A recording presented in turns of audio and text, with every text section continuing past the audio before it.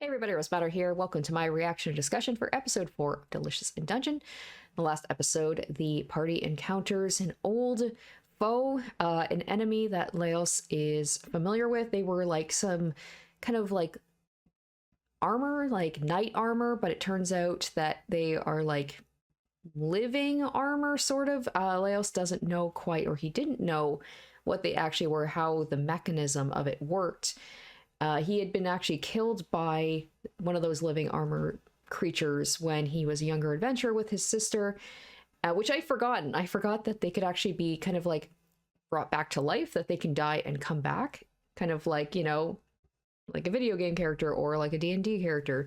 But anyway, so he got his sword from that one of those like living armor creatures, and they encounter them once again, and Leos discovers exactly how they actually work, and it turns out they're like a bunch of mollusk kind of creatures that are in the armor and moving the limbs around. And he discovers this, defeats them using that knowledge. They make kind of like a seafood meal out of it, and then oddly enough, Leos, he takes his sword, or a new sword from the armor, because he broke it fighting the big boss version. And while one of those mollusk things is inside the sword, but for some reason Leos decides not to tell the party about it. Knowing him, he probably wants to do further research, because that's what he does. He loves to learn about monsters. But I imagine that this mollusk thing living in his sword is probably going to create some issues down the line. Whether it's going to be this episode, I'm not quite sure. Only one way to find out. Let's go ahead and watch episode 4 together, and I'll give you guys my thoughts afterwards.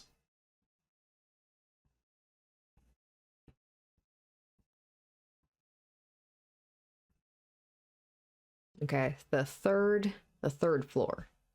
I'm not sure how many floors are actually in this dungeon, if that's been mentioned.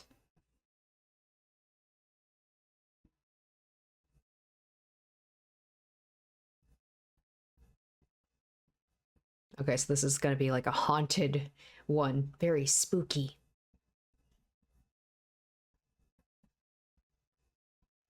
Hey, it's up.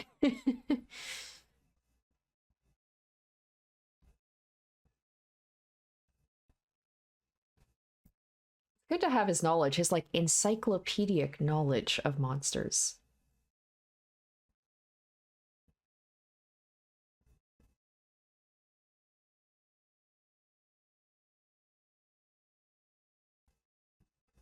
I like they just very briefly just showed like, oh, there's just other people, other adventurers going in this dungeon.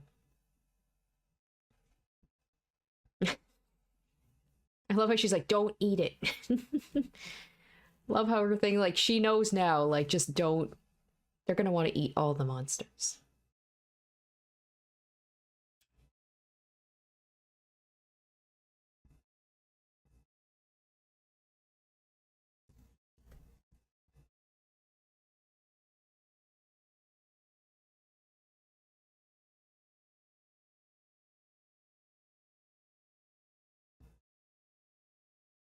Okay, interesting. So yeah, there we go. He's got like his little rest zone. They can take a long rest here.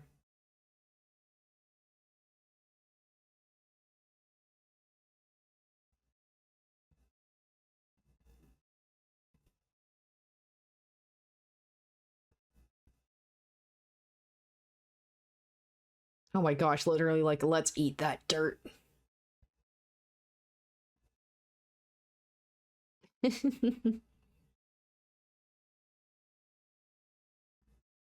No, well, I mean, they're made of dirt, right? He truly is the like, I'm gonna use every part of the body kind of hunter.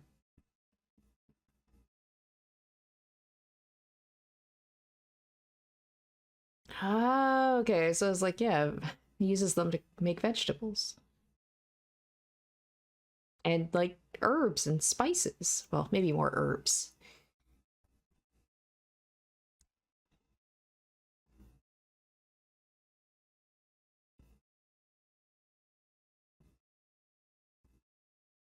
Oh, he's got a whole setup. Nice.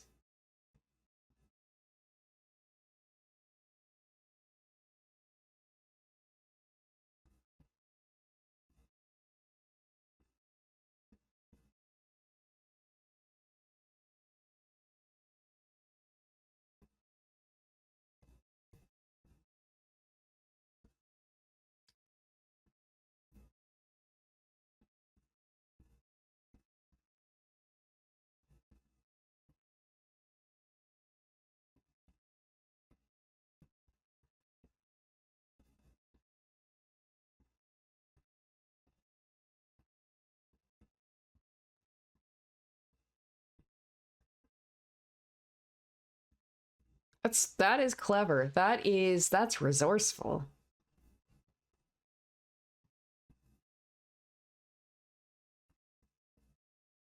I like their walking vegetable gardens.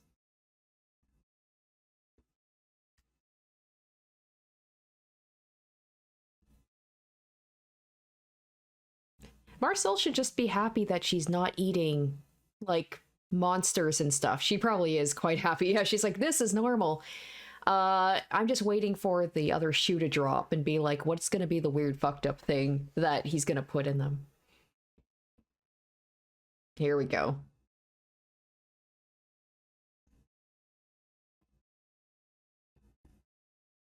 Yeah, she's like, this was too normal. Oh, her hair also is very cute.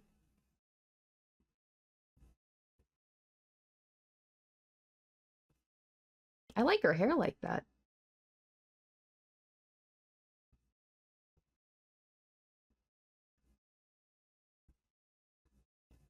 That was something that my friend brought up that watches the show. Is she's like, keep an eye, look out for Marcel's hair because it actually changes throughout the show. Which with most characters, they keep the same hair all the time. So it's nice to see a character actually do stuff different with their hair. She's gonna get into trouble, huh? She's probably gonna encounter, like they said, like ghouls and skeletons and things live here.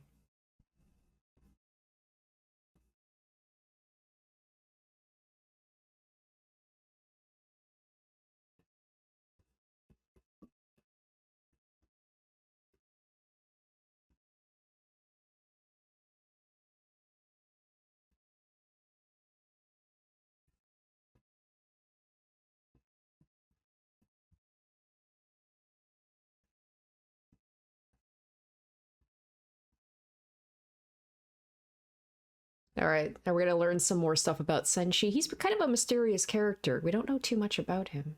I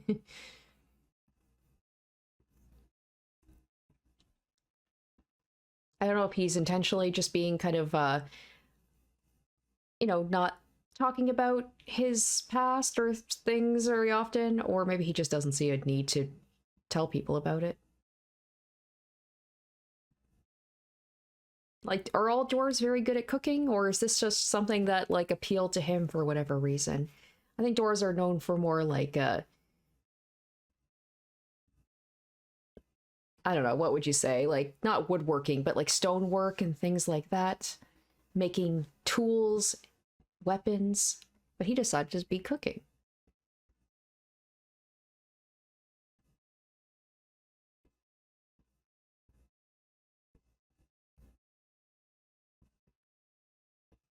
That looks good, though. That looks quite good. Oh, that looks very good, actually.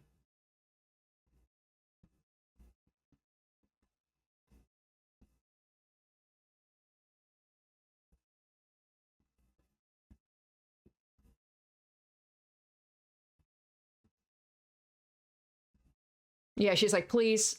She's like, please just let me pretend that this is a normal meal, please. She's like, I don't want to know. I don't want to know. Don't talk. Don't say anything.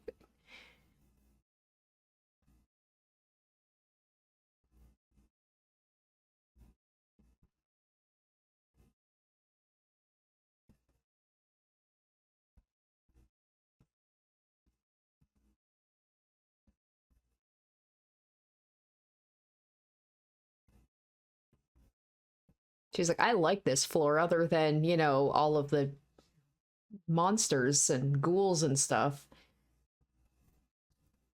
I love that the dungeons actually they have proper toilets.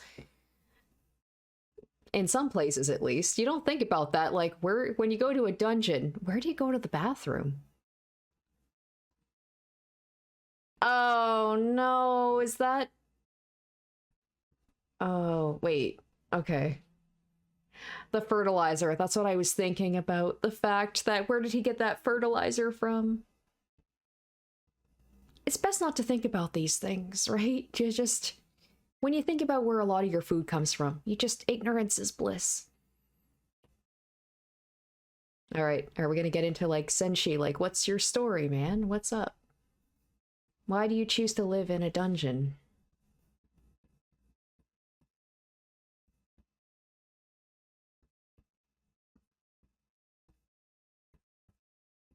All right, he feels like some sort of obligation to take care of things in this garden.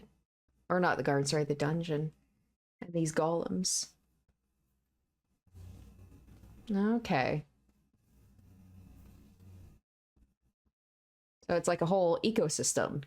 He's got to keep it all in check. Maybe there's a past to that. Maybe there's a reason why he feels the need to like kind of protect people in the dungeon. Is maybe something happened to like one of his loved ones. And he's like, I don't want that to happen to other people.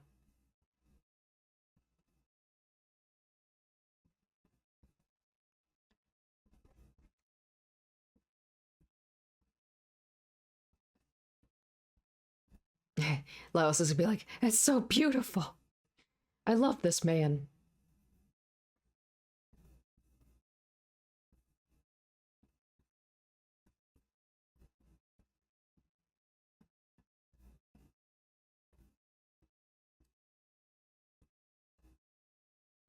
He really is like he really wants to just take care of people. It seems like he can be a little bit one-minded in how he goes about things, and he's very, I don't know, like especially about cooking, but he really does care about people.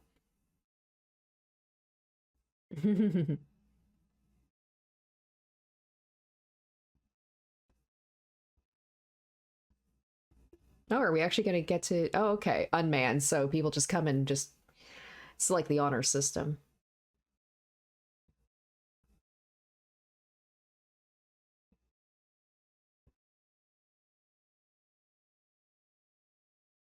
Okay, so I'll actually get to see some of the other adventures.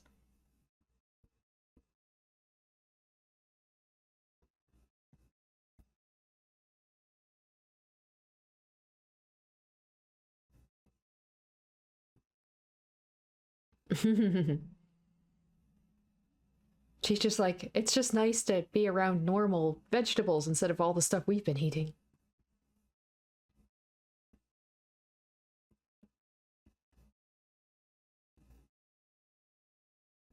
I do like this. They're talking about the ecosystem of like, the people who, yeah, there we go. It's like you've got a bar here, you've got toilets. It's not just a dungeon with monsters.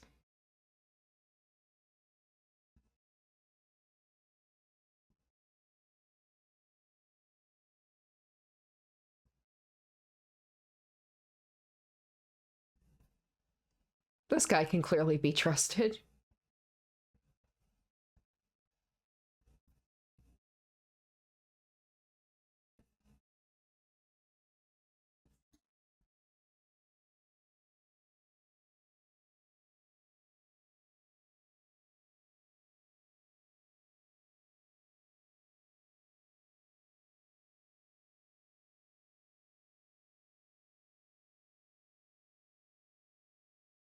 Oh no, he went too far.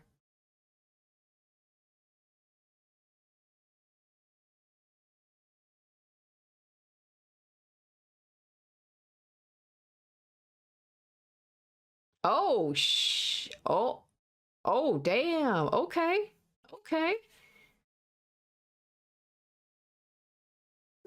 There we go. We got something new here. I don't think we've encountered orcs yet. Damn.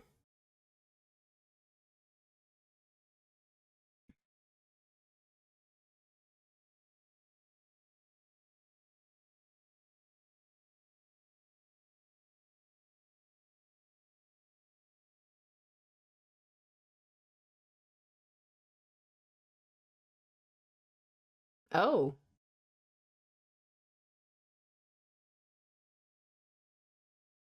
damn. Just like so casual, all these people around them are being murdered.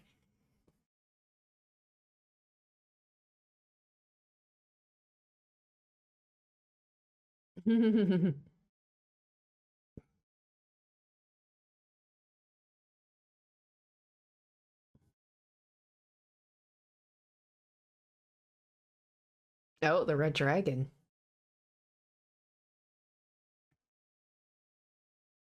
Oh, is that why, like, they were in the lower level, but now they've moved up here? Just to kill everybody, also.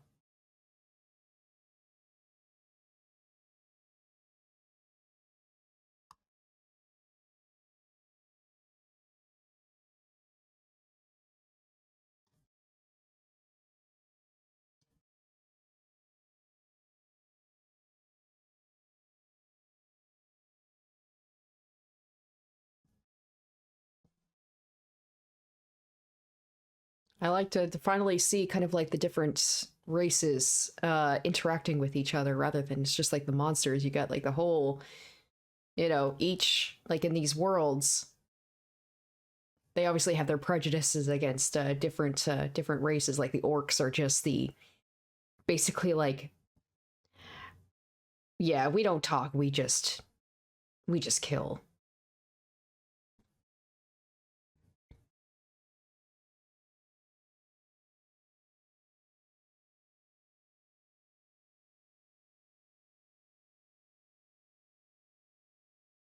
It's like he doesn't speak for us.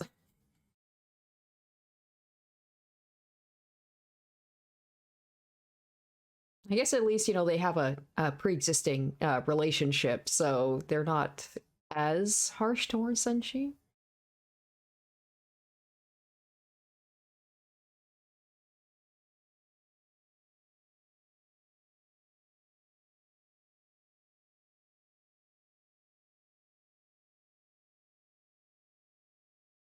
Oh my guy's like, I'm gonna make some bread. Oh my god, literally. Like I said, he's got a bit of a one-track mind.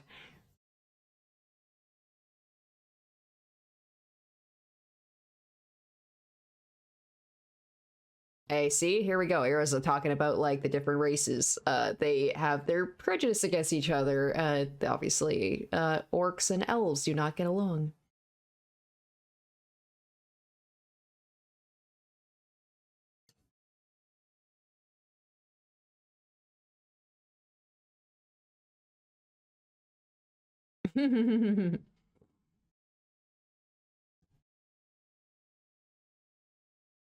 Oh, I want to see some good quality. I love like some good baked goods in animated shows. Look so good. Oh, he's so cute. Oh, see, I don't know I'm not too good about like what the relationships between the different races are in fantasy.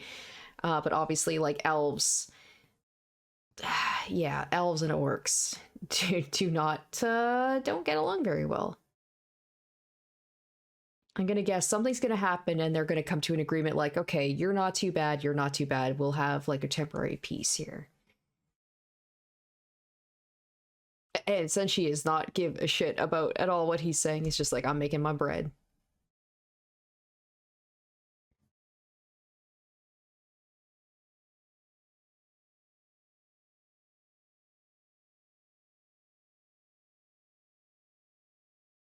She probably just sees them as like they're just barbarians.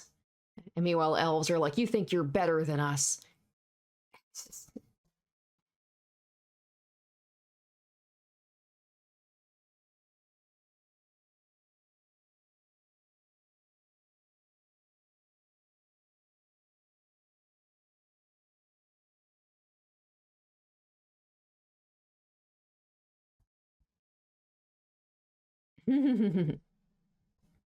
He's like, yes, yes, use that anger. Make some good bread.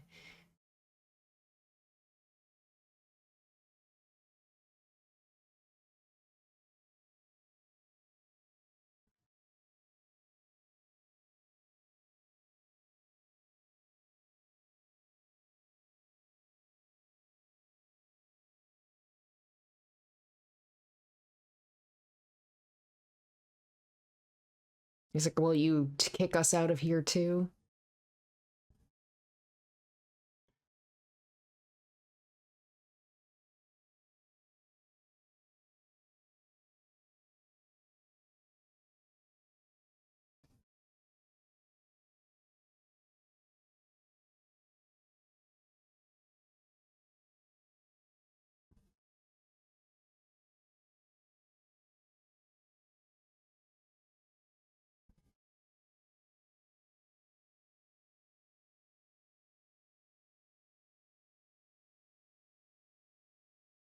See, I feel like by the end, the two of them are gonna come to like a, you know, a stalemate at least. Um,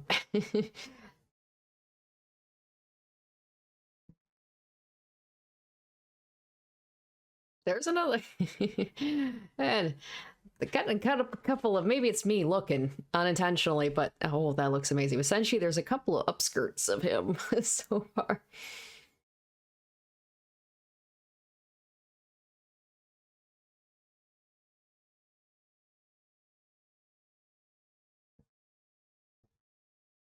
That would be the final line for me. Is like, you won't let me have this bread. That is a bridge too far. There we go. From the mouth of babes, they're always the ones. It's like they don't know how to hate yet, right? They're just so innocent.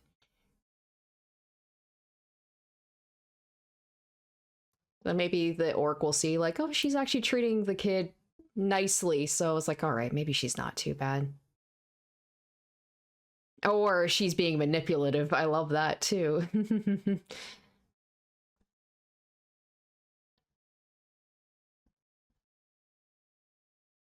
Checkmate.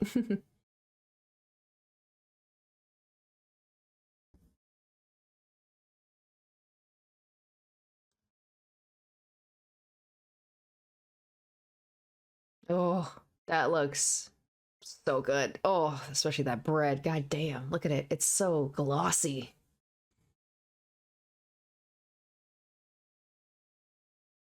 It's like a burrito. Oh.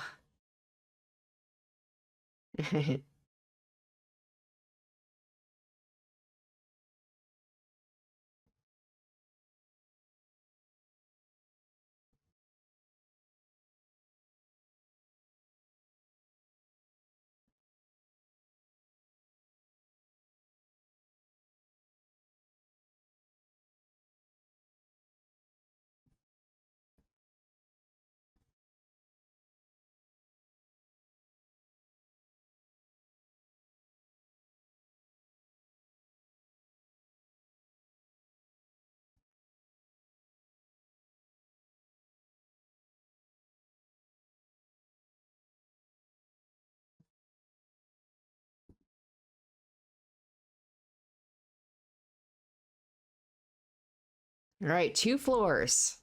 I mean, I feel like it's not going to be that easy. We're only on episode 4. Either something's going to happen or it's going to take them a very long time to get down those 2 floors.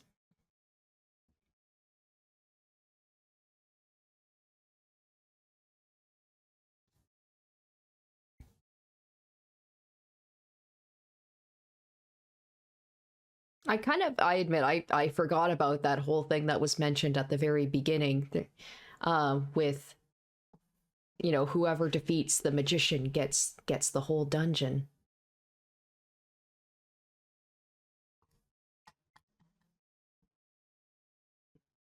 And it just shows, I guess, right? Literally breaking bread together. Food brings everybody together. That's the collective that everybody, you know, agrees on is food. All right, well, there we go. That is that episode done. And I feel like that definitely has been moving, like this episode moved the story along more. Uh, but yeah, like, because the last episode, well, it was good. It was just kind of like a little bit of backstory into Laos, but that one actually we introduced the orcs, showed the relationship between the orcs and you know, elves and humans.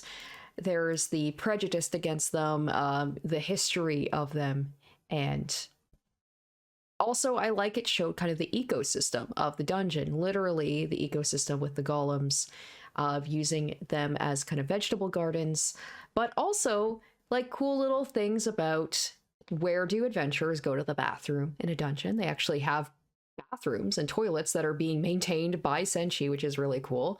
And also, like, they have merchants and they have inns, basically a bar for people to go to, people who live in the dungeon, including the orcs themselves, who were cast away from like the outside world.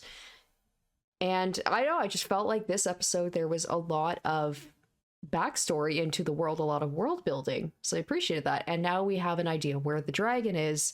Now Laos and everybody, they know where the dragon is. They can continue on.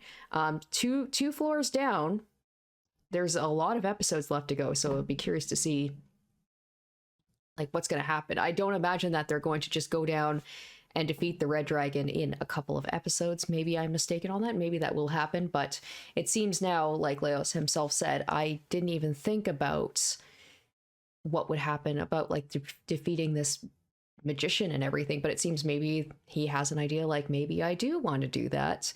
And that would be cool if they could control the castle, like, or the castle, not the castle, sorry, like the dungeon, it's theirs. But they've made a promise, and Laos does seem like the type of person who does not go back on his promises. He seems like a very honorable person, that he'll leave the orcs alone and not basically kick them out or have them killed. But yeah, I like the whole thing, like with Marcel and the orc leader just getting into it, showing the backstory of it, but in a very organic way. You can see why they've got beef with each other, and just food brings everybody together. A good meal can tempers a little bit. And yeah, I just feel like that was a really good episode. It was well paced, and it kind of like gave more insight into everything. So this felt like it was a very informative episode, and I really liked it. And then just that random violence of the orcs, just like what an introduction that was. And just people interacting with each other. I was saying about how like you don't really get to see the adventurers too much. It's very focused on the food and the monsters, obviously. But it was good to see other adventurers in this and like what they're up to and what they do. So overall, I think like I really did like this episode, and I feel like it did do a lot of world building on that. Not so much the monsters, other than like talking about the golems, but the different races and everything, and how they interact, and like why they're in the dungeon. So overall, good episode. And with that, like with the knowledge of where the red dragon is, how long is it going to take to get to the red dragon? Are they able to defeat it quickly? I'm guessing if they do encounter the dragon, it's probably going to be harder than they think. Maybe they'll have to retreat. But I have to think they're on a time limit, because the red dragon ate Fallon. Is that her name? Like, she's already been eaten. They have to save her before she's digested, or else, like, that's it. And I know that they said that characters can be resurrected, but if she's digested, is that it? Like, is she done for? Is she unable to come back? What if, like, if the dragon poops her out, would they be able to bring her back that way? I don't know. These are just questions I'm asking, but that's going to do it for me. I really enjoyed this episode. I hope you guys did too. If there's any, context of things that maybe I missed in this episode, feel free to let me know in the comments. Thank you so much for watching. I hope you enjoyed, and stay tuned next week for episode 5 of Delicious in Dungeon. Until then, bye. Special shoutouts to my top tier patrons: Revealing Storm, Lynn's VA, Kenju Storm, Icognito, Sean, and Waz RD1.